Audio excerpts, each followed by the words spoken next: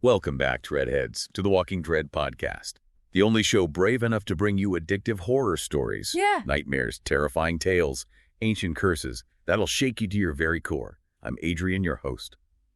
And tonight we're diving into a chilling legend of the sea, one that'll leave you shivering even on dry land. Ooh, that's a good one. To help us navigate these murky depths, we've got our expert Julia on board. Hey everyone, I'm Julia, and I am so excited to unpack this one with you.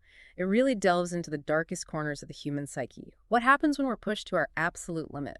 Facing starvation, desperation, and the unthinkable choices that can follow. All right, so picture this. You're stranded on a ship, sun's beaten down mercilessly, weeks have gone by, wind has died, and the supplies are dwindling. The air is thick with the stench of rotten food, unwashed bodies, and that creeping fear that just starts to seep into your bones. It's the kind of scenario that tests the very fabric of our humanity. Absolutely. It's like a pressure cooker for the human mind.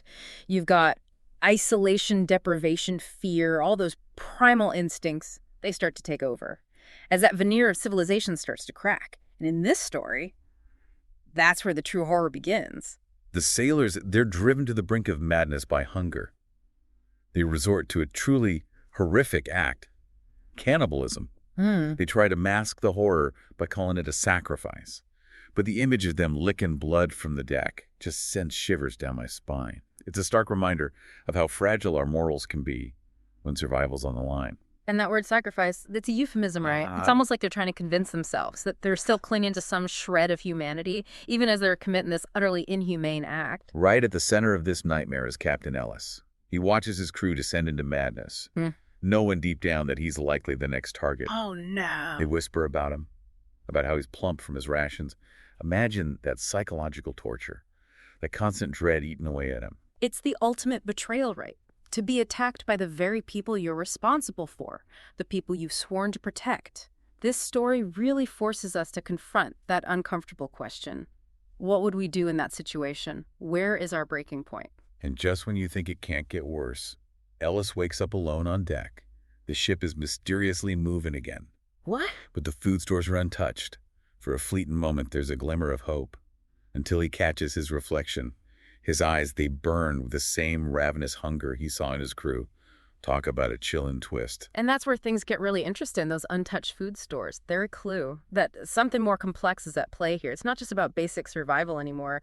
It's as if the ship itself has become infected by the crew's guilt and their horrifying act. Exactly.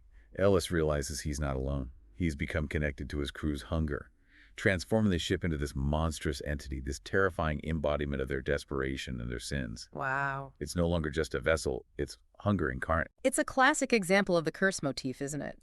That idea that horrific actions can have tangible consequences, almost like a ripple effect, that extends beyond the grave. Their guilt has manifested into something tangible, something vengeful, that can't be outrun. And this vengeful entity is hungry. Ellis, driven by some primal instinct, sacrifices his own blood to appease the ship's insatiable appetite. It's a crimson offering that propels the ship forward. With unnatural speed, now transformed into a predator, scouring the seas for new victims to satisfy its endless hunger. The image of that ship, crewed by skeletal figures with those ravenous eyes, snatching unsuspecting sailors from becalmed vessels, it turns the sea, often seen as a symbol of freedom and vastness, into this terrifying trap, a place of inescapable doom. So, Dreadheads, what can we take away from this chilling tale? It's a stark reminder that desperation can drive us to do unthinkable things, that guilt can have a power beyond the grave, and even in the face of unimaginable horror, the line between human and monster can be terrifyingly thin.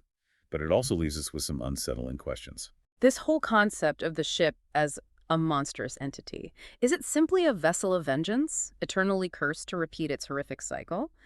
Or could it be something more tragic?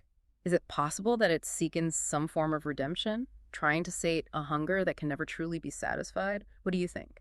That's something to ponder, Dreadheads. Yeah. We'd love to hear your thoughts on this episode, your interpretations, your nightmares, your own theories about the ship's true nature. And don't forget to rate and follow for more spooky tales on the Walking Dread podcast. Until next time, sweep tight. If you dare